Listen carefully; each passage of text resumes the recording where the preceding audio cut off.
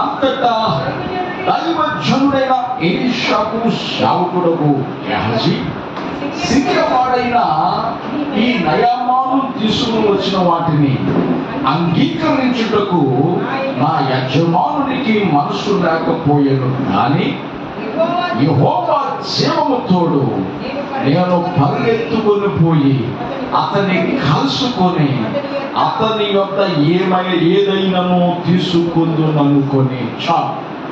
అందరూ ఈ మాట నాతో పలకాలని ప్రేమతో తెలియజేస్తా ఉన్నా. అందరూ ఈ మాట నాతో పలకండి.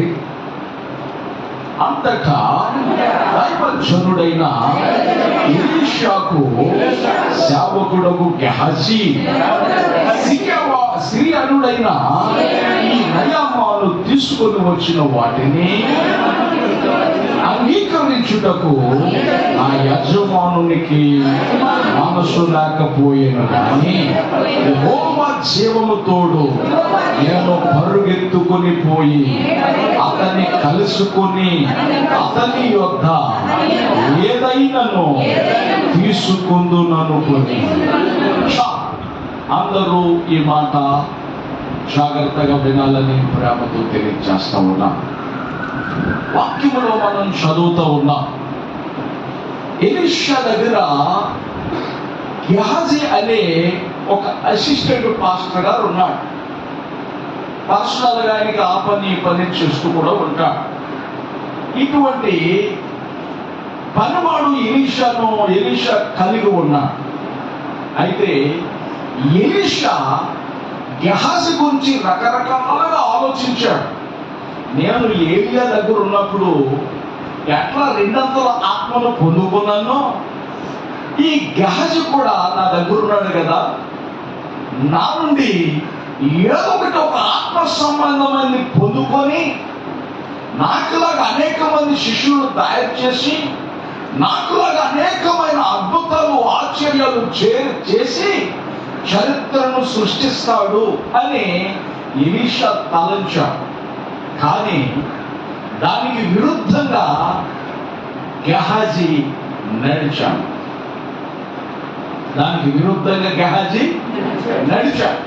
ఉదాహరణ, ఎలీషా దగ్గరికి నయామాను అనే ఆయన సిరియా ప్రాంతానికి దేశానికి సైన్యాధిపతి.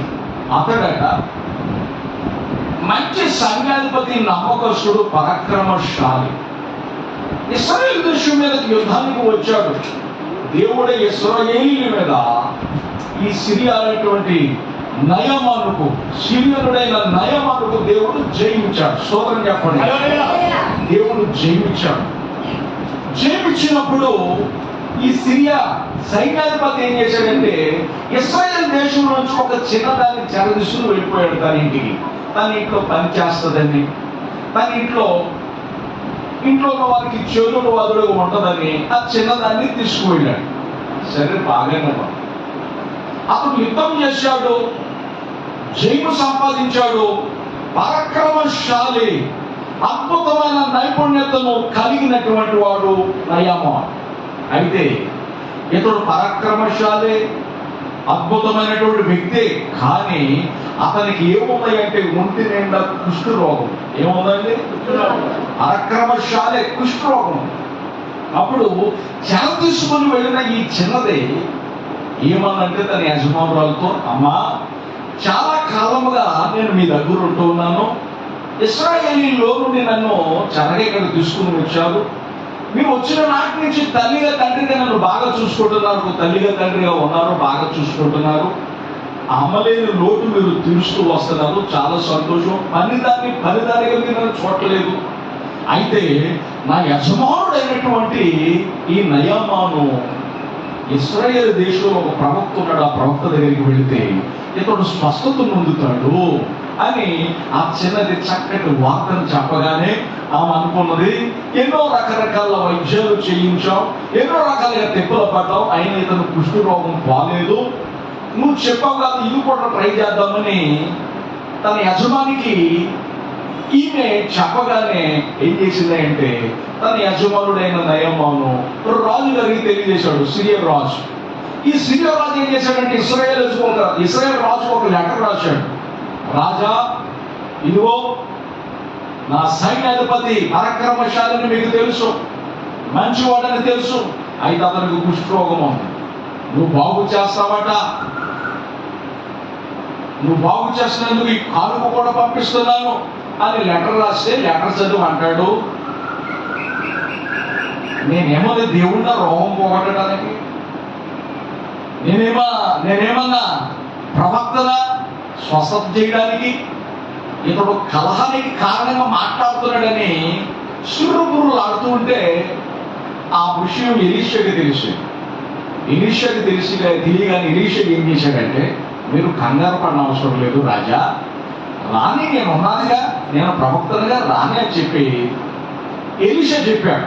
ఎప్పుడైతే ఇశ్రాయేలు రాజుకి ఎలీషా చెప్పాడో రావటం లేదు. వచ్చేటప్పుడు ఎలీషా దగ్గరికి వచ్చేటప్పుడు ఏ విధమైన కానుకతో వచ్చాడో ఒకసారి మనం చూద్దాం. ఇదే 2వ రాజుల గ్రంథం 5వ అధ్యాయం. 2వ రాజుల గ్రంథం 5వ అధ్యాయం 5వ వచనాన్ని మనం చదువుదాం. సిరియా రాజు, నేను ఇశ్రాయేలు రాజులకు దూత చేత పత్రిక పంపించేదనని ఆజ్ఞ ఇచ్చెను కనుక అతడు 20 మణుగుల వెండియు 1,20,000 రూపాయల బంగారమును 10 దుస్తుల బట్టలను తీసుకుని పోయి ఇశ్రాయేలు రాజులకు పత్రికను అప్పగించాను. స్తోత్రం చెప్పండి. ఆమేన్, హల్లెలూయా. బాగా ఆలోచించండి. బైబిల్ సెలవిస్తుంది 5వ వచనంలో, 2 రాజుల గ్రంథం 5వ అధ్యాయం 5వ వచనం మనం చదువుకున్నాం. ఇశ్రాయేలు రాజు దగ్గరికి కానుక పంపించాడట. ఎంత అంటే 20 మణుగుల వెండి. మణులు అంటే ఒక్కొక్క ప్రాంతాన్ని బట్టి ఒక్కొక్క రకమైనటువంటి లెక్క ఉంది. ఒక లెక్కలోనేమో 16 కేజీలను ఉంది ఒక మణుగు వచ్చి, మరొక ప్రాంతంలో మణుగు వచ్చి 14 కేజీలు ఉంది. మణుగు అంటే 14 కేజీలు వేసుకున్నాం. ఆ రోజుల్లో క్రీస్తుకు పూర్వం ఇతను స్వస్థతను అందడం కొరకు 20 మణుగుల వెండి, స్తోత్రం చెప్పండి, అంటే మణుగు వచ్చి 14 కేజీలు, అంటే బస్తాలు వెండి వేసుకొచ్చారు. 1,20,000 రూపాయల బంగారం, స్తోత్రం చెప్పండి.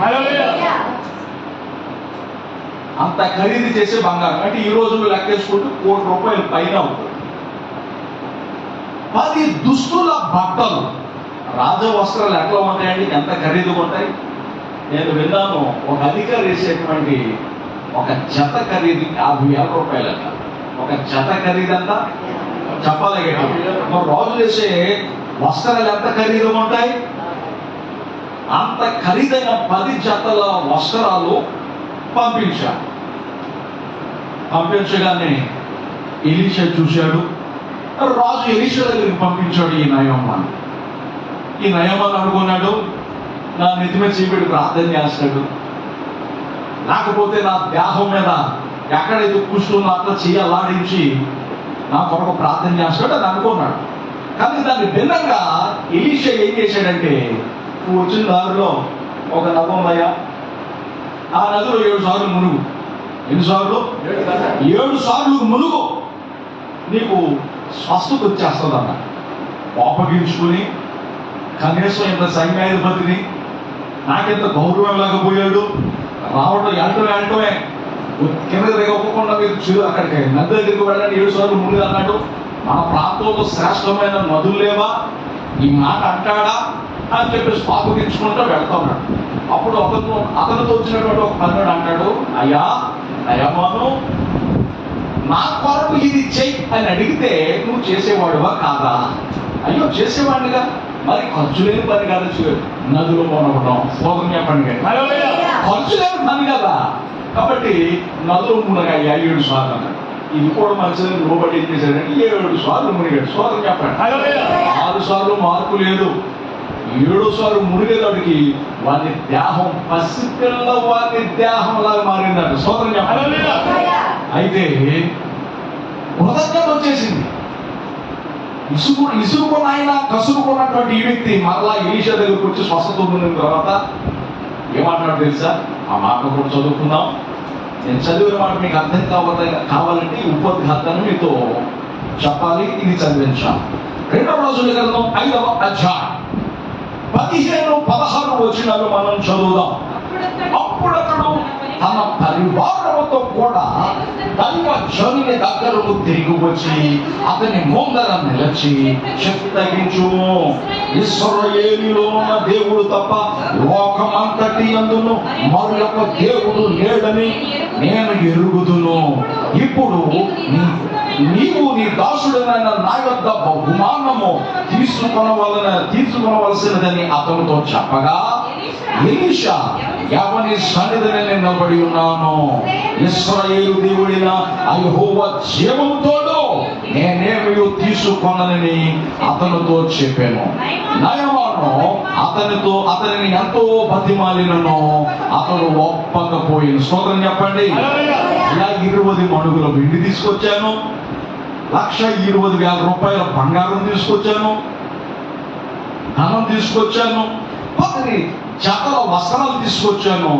నేను స్వస్థతలు ఉందని కాబట్టి తీసేసుకోయ్యా అని అంటే ఇతడు తీసుకున్నాను. బతిమాలుతున్నాడు, నేను తీసుకున్నాయ్యా.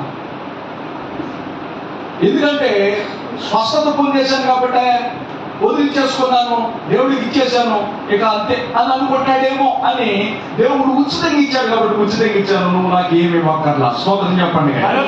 ఆమేన్, హల్లెలూయా. వెళ్ళిపో, వేంత బతిమాలను నేను తీసుకునే మనసు నాకు లేదు అని అన్నాడు. ఎప్పుడైతే అన్నాడో గెహాజీ ఎలీషా దగ్గర ఉన్నాడు కదా, ఈ ఎలీషాకి దుర్బుద్ధి పుట్టింది. ఇతను ఏం చేశాడంటే, ఇప్పుడు కీవర్డ్ మనం చదువుకున్నాం కదా 5వ అధ్యాయంలో ఆ మాట చదువు. అంతటా దైవజనుడైన ఎలీషాకు సేవకుడు గెహాజీ సిరియనుడైన ఈ నయమాను తీసుకుని వచ్చిన వాటిని అంగీకరించుటకు నా యజమానికి ఏమి లేదు, మనస్సు లేదు, కానీ యెహోవా జీవముతోడు నేను పరిగెత్తుకుని పోయి అతన్ని కలుసుకుని అతని వద్ద ఏదైనా తీసుకుందును అనుకున్నాడు. స్తోత్రం చెప్పండి. తన పాస్టర్ గారేమో ఏం తీసుకోనంటే ఇతనికి ఏమొచ్చింది, దుర్బుద్ధి పుట్టి ఏదో ఒకటి తీసుకున్నా. నేను మొదటగా ఆయన్ని కలుసుకోవాలి. తీసుకోవడానికి ఏం చేయాలి? నా వైపు చూడాలి. మొదటగా తీసుకోవడానికి ఏం చేయాలి? నయమానును కలవాలి. ఏమండి, ఇక్కడ బాగా ఆలోచించండి. నయమాను దగ్గర, ఎలీషా దగ్గర గెహాజీ ఎన్నో సంవత్సరాలుగా అసిస్టెంట్ పాస్టర్గా ఉన్నాడు. దీనికి ముందు ఎలీషా ఏలియా దగ్గర అసిస్టెంట్గా ఉన్నాడు. అసిస్టెంట్గా ఉండి ఎదుగుతూ ఏలియా ఏ రకంగా ఈ అద్భుతాలు చేస్తున్నాడో అది నాకు కావాలి, అభిషేకం నాకు కావాలి, ఆ రీతిగా నేను వాడబడాలన్న మనస్తత్వం కలిగి బాహ్య సంబంధమైన దాని మీద మనసు పెట్టకుండా ఆత్మ సంబంధమైన దాని మీద మనసు పెట్టి సాగిపోయాడు. ఈ గెహాజీ కూడా నాలాగే ఇట్లా ఆశిస్తాడేమో అని అనుకున్నాడు ఎలీషా. కానీ ఎలీషాకి బాహ్య సంబంధమైన మనసు ఉంది, భూ సంబంధమైన మనసు ఉంది, శారీరక సంబంధమైన మనసు ఉంది. అంటే ఆస్తులు కూడబెట్టుకునే మనసు. ఏ మనసు అంటే అక్కడ ఆలోచన చేద్దాం. అతడు దేవుని కలుసుకునే ఎలీషాతో ఎంత కాలం ఉన్నాడు, కానీ దేవుని కలుసుకునే మనసు అతనికి లేదు, దేవునితో సహవాసం చేసే మనసు అతనికి లేదు. కానీ మనుషులను కలుసుకునే మనసు, మనుషుల దగ్గర లాక్కునే మనసు గెహాజీ సంపాదించుకున్నాడు. బాహ్య సంబంధమైన మనసు గెహాజీ కలిగి ఉన్నాడు, కానీ ఎలీషా ఆత్మ సంబంధమైన మనసు కలిగి ఉన్నాడు. స్తోత్రం చెప్పండి. హల్లెలూయా. నేను అతన్ని కలుసుకుంటాను. ఎవరిని? నయమానును కలుసుకుంటాను. ఎందుకు?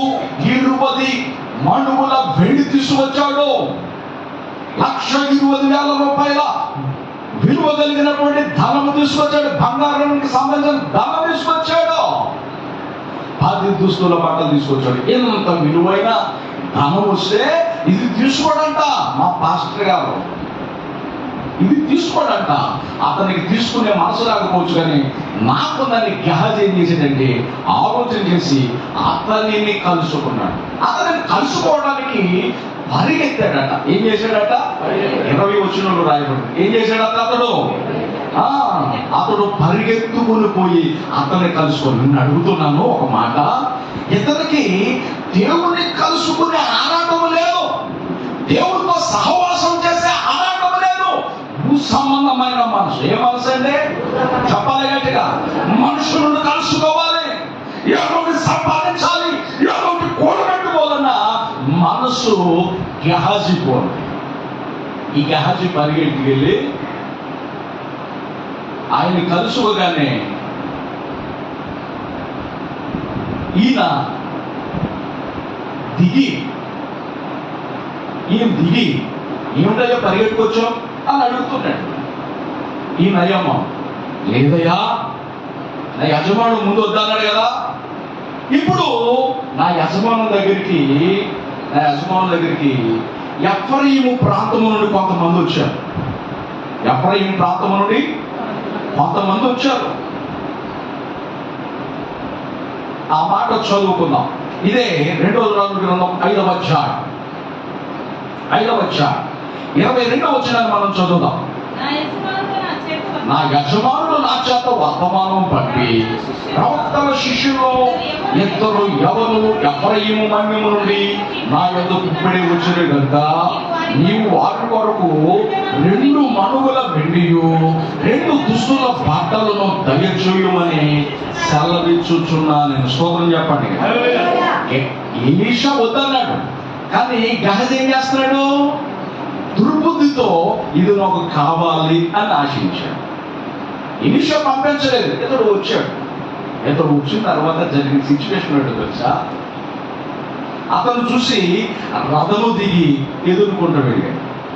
ఏమిటయ్యానంటే, ఇప్పుడే ఇతను భక్తులు వచ్చేది ఎఫ్రాయిము నుండి నా యజమానుడు ముందు వద్దన్నాడు, కానీ 2 మణుగుల వెండి 2 జతల బట్టలు ఇమ్మన్నాడు అని దొంగమాట చెప్పి, అబద్ధం చెప్పి, ఆ అబద్ధం కూడా అసలు నమ్మించంతకంటే గొప్పగా ఉంది. స్తోత్రం చెప్పండి. కొన్ని సందర్భాలు అబద్ధాలు కూడా గోడ కట్టినట్టే ఉంటాయి. కొన్ని సందర్భాలు అబద్ధాలు ఎట్లా ఉంటాయి? చెప్పాలి గట్టిగా గోడ కట్టినట్టే. మనోడు ఆత్మ సంబంధమైన మనసు లేదు, అబద్ధాలతో జీవిస్తూ ఉన్నాడు.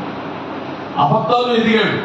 అబద్ధం ఆడి ఎలీషా పంపించలేదు, కానీ పంపించాడని అబద్ధం ఆడుతుంటే ఇతడేం చేశాడంటే, అమ్మ అంతా అవసరం వచ్చిన 2 మణుగుల బంగారం కాదు అంటే కేజీకి వచ్చి 14, 1 మణుగు వచ్చి 14 కేజీలు, 2 మణుగులు అడిగాడు అంటే 28 కేజీలు వస్తుంది అన్నమాట. ఇతడేం చేశాడంటే, నయమాను అట్లా కాదు, 2 మణుగులు బంగారం నీకు 2 మణుగుల వెండి నీకు ఇవ్వను, 4 మణుగుల వెండిస్తాను. స్తోత్రం చెప్పండి. 2 జతల బట్టలు తీసుకోండి. ఆ మాట కూడా మనం చదువుకుందామా? 23వ వచనం చదవండి. అందుకు నయమాను నీకు అనుకూలమైతే రెట్టింపు వెండు తీసుకొని అని బతిమాలి 2 సంచులలో 4 మణుగుల అంటే బాగా ఆలోచించండి, దరిదాపు 56 కేజీలు అన్నమాట బస్తాలు. స్తోత్రం చెప్పండి. హల్లెలూయా. 4 మణుగుల వెండిని కట్టి 2 దుస్తుల బట్టలను ఇచ్చి తన పనివారు ఇద్దరి మీద వాటిని వేయగా వారు గెహాజీ ముందర వాటిని మోసుకొని పోయి 24వ వచనం. మెట్ల దగ్గరకు వారు రాగానే వారి యొద్ద నుండి గెహాజీ వాటిని తీసుకొని ఇంటిలో దాచి వారికి సెలవిగా వారు వెళ్ళిపోయేది. స్తోత్రం చెప్పండి. హల్లెలూయా. ఆలోచించండి. 2 మణుగులు అడిగితే అతను ఎంత ఇచ్చాడు? అందరూ చెప్పండి. 4 మణుగులు 2 జతల బట్టలు ఇచ్చాడు. తీసుకెళ్ళి ఎక్కడ పెట్టాడు మనోడు? చూడాలి. ఎక్కడ పెట్టాడు మనోడు? తన ఇంట్లో దాచుకున్నాడు. ఏమంటే ఒక మాట, సరే ఏదో దొంగ బుద్ధి వచ్చింది, దుర్బుద్ధి వచ్చింది, ఆశించాడు, తీసుకున్నాడు. తీసుకున్నది ఏం చేశాడు? దేవుని సేవ కొరకు ఖర్చు పెట్టాడా? చెప్పాలి గట్టిగా. దేవుని సేవ కొరకు ఖర్చు పెట్టాడా? కానీ ఎక్కడ దాచుకున్నాడు అతడు? చెప్పాలి గట్టిగా. ఇంట్లో దాచుకున్నాడు. సేవకుడి కంటే ఖర్చు చేసే విధానం ఉండాలి సేవ కొరకు. స్తోత్రం చెప్పండి. హల్లెలూయా. గెహాజీకి ఖర్చు చేసే విధానం లేదు. తన ఇంట్లో దాచుకున్నాడట. సరే తీసుకున్నాడు. తీసుకున్నది ఏమైనా సేవ కొరకు ఏమైనా ఖర్చు పెట్టాడా అని అంటే సేవ కొరకు ఖర్చు పెట్టాల. దాచుకుని ఎలీషా దగ్గరకు వచ్చాడు. ఎలీషా దగ్గరకు వచ్చి ఏమి అడగనట్టుగా నుంచుంటే ఎలీషా ఏమంటున్నాడు తెలుసా? ఎలీషా ఏమంటున్నాడు తెలుసా? ఆ మాట కూడా మనం చదువుదాం.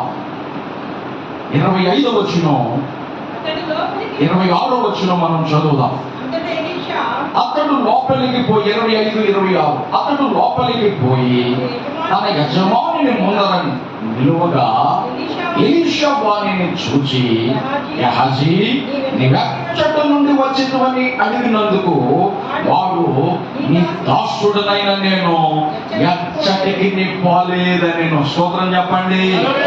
ఎంత ఘోరమైన అబద్ధం అండి. చేసింది తప్పు, మళ్ళా దాన్ని కప్పిపుచ్చుకోవడానికి అది ఎక్కడికి పోయాను, మీకు చూపు కనబడలేదండి ఎలీషా గారు, ఇక్కడే ఉన్నాను కానీ రకరకాలుగా అతడు మాట్లాడుతూ ఉన్నాడు, తబ్బిబ్బులైపోతా ఉన్నాడు. అప్పుడు 25వ వచనంలో 26వ వచనం రాయబడింది, అంతటా ఎలీషా వానితో, ఆ మనుష్యుడు తన రథము దిగి నిన్ను ఎదుర్కొనుటకు తిరిగి వచ్చినప్పుడు నా మనసు నీతో కూడా రాలేదా? ద్రవ్యమును, వస్త్రములను, ఒలివ చెట్ల తోటలను, ద్రాక్ష తోటలను, గొర్రెలను, ఎడ్లను, దాసీలను సంపాదించుకున్నటకు ఇది సమయమా? స్తోత్రం చెప్పండి గట్టిగా. ఆమేన్, హల్లెలూయా, ఆమేన్, హల్లెలూయా. ఈ విషయం అండి ఏలియాని ఎంతవరకు గమనించాడు తెలుసా? బైబిల్లో రాయబడింది. ఉన్నదంతా 12 ఎకరాలు అమ్మేసుకుని ఏలియాను వెంబడించాడు. చివరికి ఏలియాని ఎంత వెంబడించాడంటే ఎలీషా నెత్తి మీద వచ్చి పోయింది. బోడుగుండు అయిపోయింది. అది ఏమైపోయిందంటే అందుకే బోడివాడ అని పిల్లలు అక్కడ పిలిచారు. ఏదో ఒకటి దేవుని సేవకుడి దగ్గర నుంచి సంపాదించాలి, ఆత్మ సంబంధమైనది. ఎలీషా ఆ రకపు తపనతో పరిగెడితే గెహజీ మాత్రం ద్రాక్ష తోటలు సంపాదించాలని, ఒలివ తోటలు సంపాదించాలని, ఏదో రకరకాలుగా సంపాదించాలి. సేవకుడు దేవుని పని కొరకు ఖర్చు చేయకుండా అతను పరుగు పెట్టాడు. దేవుని పని కొరకు ఖర్చు చేయకుండా ఏం చేశాడు? అతడు పరుగు పెట్టాడు. దేవుని బిడ్డలారా, లేఖనం సెలవిస్తూ ఉంది, అతడు చేసిన తప్పు దేవుని కలుసుకునే మార్గంలో అతడు ఎదగలేదు. పైపెచ్చు దొంగిలించిన సొమ్ములో, అతడు అపహరించిన సొమ్ములో అతను ఏం చేయలేదు అని అంటే దేవునికి కూడా ఖర్చు చేయలేదు. స్తోత్రం చెప్పండి. పైపెచ్చు పాస్టర్ గారు అడుగుతున్నాడు ఎలీషా గారు, ఎక్కడికి వెళ్ళావయ్యా అని అడిగితే, నేను ఎక్కడికి వెళ్ళలేదయ్యా, ఇక్కడ ఉన్నానయ్యా, ఈ సుమా ఇదిగో ఇక్కడ ఉన్నానయ్యా అని చెప్పేసి రకరకాలుగా అంటుంటే అప్పుడు ఎలీషా అంటాడు, నువ్వు అతనితో వెళ్ళినప్పుడు నా ఆత్మ నీతో కూడా రాలేదా? నువ్వు చేసింది నేను చూడలేదా అని చెప్పేసి అతనిని రకరకాలుగా ఆనటం చేశాడు. స్తోత్రం చెప్పండి. హల్లెలూయా. దేవుని బిడ్డలారా, మీరు ఆలోచించండి. దేవుని వాక్యంలో ఎప్పుడు ఎట్లా చేయగానే నేను ఉన్న రోజుల్లో ఏలియాను వెంబడించాను, ఆతృతతో పరిగెత్తాను. కానీ నీవు నా దగ్గర ఆతృతతో ఆత్మ సంబంధమైన దాని కొరకు ఎదురు చూస్తావేమో, ఆకలితో పని చేస్తావేమో అని నేను ఎదురు చూశాను. కానీ బాహ్య సంబంధమైన మనస్సు నీలో ఉంది, భూ సంబంధమైన మనస్సు నీలో ఉంది. అది సేవకు తగదు. స్తోత్రం చెప్పండి. ఆమేన్, హల్లెలూయా.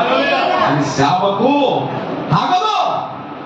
ఇది ఒలివ తోటలు, ద్రాక్ష తోటలు సంపాదించుకునే సమయం కాదు, అభిషేకం సంపాదించుకునే సమయం, దేవుని కొరకు ఆత్మలను సంపాదించే సమయం. ఈ సమయంలో పరిగెట్టవలసిన వాటి కొరకు నువ్వు పరిగెట్టకూడని వాటి వరకు నువ్వు పరుగు పెడుతున్నావు. నువ్వేం చేస్తున్నావు? పరుగు పెట్టకూడని వాటి కొరకు నువ్వు పరుగు పెడుతున్నావు.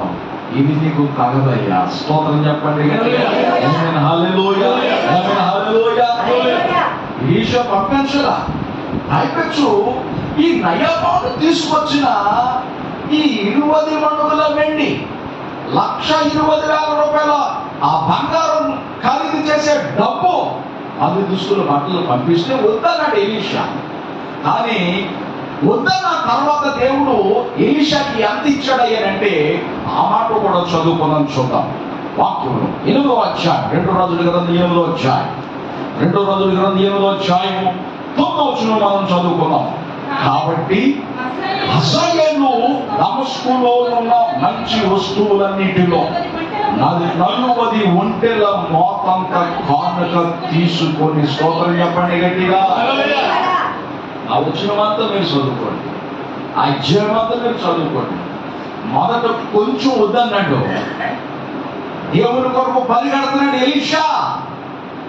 తర్వాత 40 ఒంటెల మీద వచ్చిందట అతనికి రావాల్సిన సొమ్ము. స్తోత్రం చెప్పండి. హల్లెలూయా. ఎన్ని ఒంటెల మీద అండి? చెప్పాలి గట్టిగా. 40 ఒంటెల మీద ఆ సొమ్మును పంపించాడట రాజు. దేవుని బిడ్డలారా, దేవుని వాక్యం సెలవిస్తాడు. అదే గెహజీ నమ్మకంగా ఆత్మ సంబంధమైన దాని కొరకు పరిగెట్టుకెళ్ళి ఆ దేవుని సేవకుడి దగ్గర నమ్మకంగా ఉంటే ఆ 40 ఒంటుల్లో 10 ఒంటుల మీద ఉన్న ఆ డబ్బంతా గెహజీకి ఇచ్చేవాడు. స్తోత్రం చెప్పండి. అది కోల్పోయాడా? 56 కేజీల వెండి కొరకు 2 దుస్తుల బట్టల కొరకు గడ్డి తిని తప్పుడు పని చేశాడు. సేవకుడు ఆజ్ఞాపించిన పని చేసి తన ఇంటి మీదకి ఆశీర్వాదాన్ని తెచ్చుకోవాలా? ఏం తెచ్చుకోలేదండి? చెప్పాలి గట్టిగా. అతను ఆశీర్వదించబడలే, అతని కుటుంబం ఆశీర్వదించబడలేదు. మరి ఏం తెచ్చుకున్నాడు అని అంటే, నయమాను ఎలీషా అంటూ ఉన్నాడు, ఇదిగో నేను తీసుకున్నది నువ్వు తీసుకున్నావు, నేను ఆశించని దాన్ని నువ్వు ఆశించావు.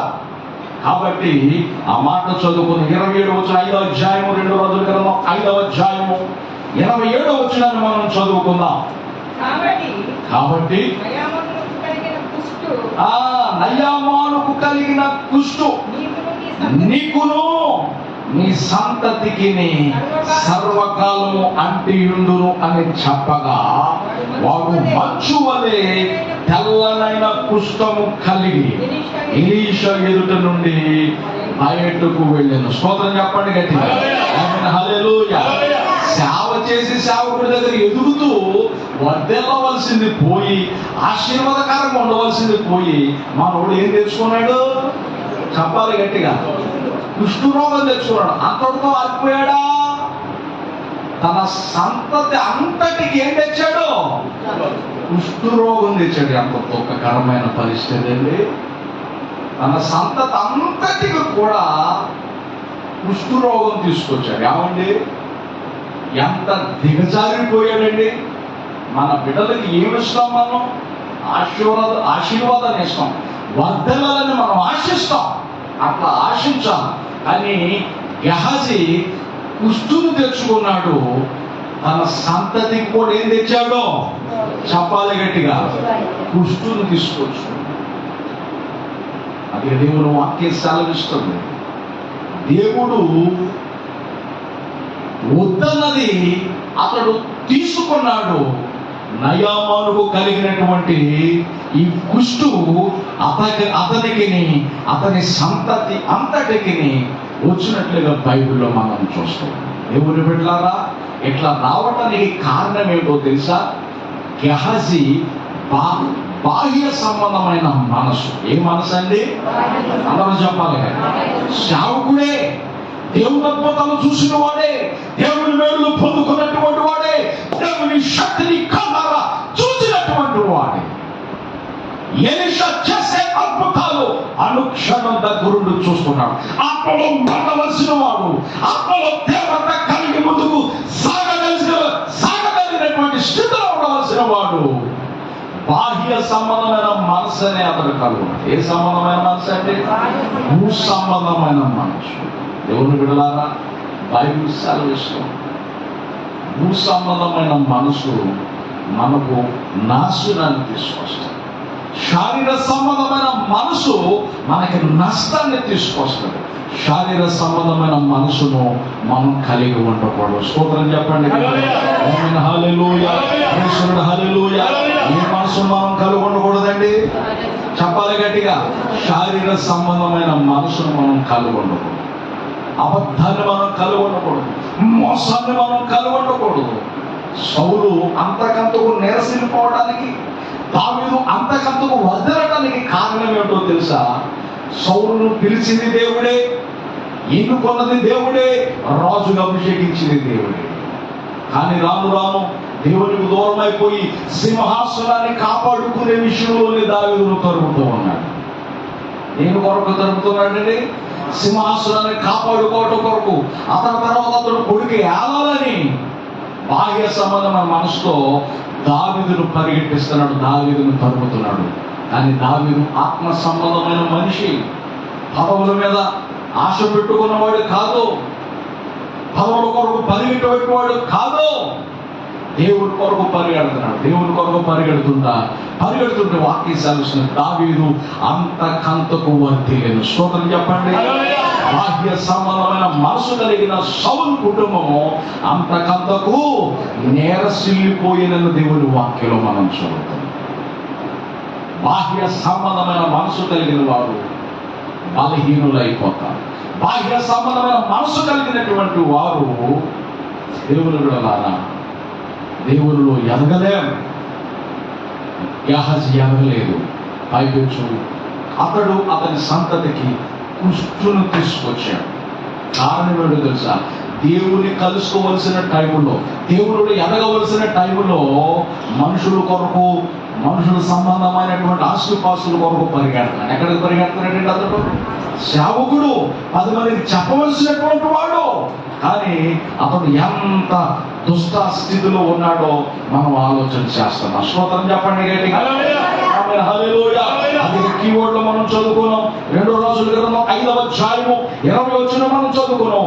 అంతటా దైవజనుడైన ఎలీషాకు సేవకుడు గెహజీ సిరియనులైన ఈ నయామాను తీసుకుని వచ్చిన వాటిని అంగీకరించుటకు నా యజమానునికి మనసు లేకపోయాను. కానీ యెహోవా జీవముతో నేను పరిగెత్తుకుని పోయి అతన్ని కలుసుకుని అతని వద్ద ఏదైనాను తీసుకుందుననుకొని. స్తోత్రం చెప్పండి గట్టి.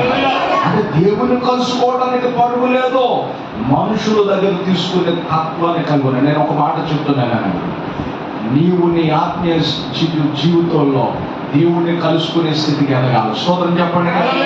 ఎక్కడికి ఎదగాలి? నీవు దేవుణ్ణి కలుసుకునే స్థితికి నువ్వు ఎదగాలి.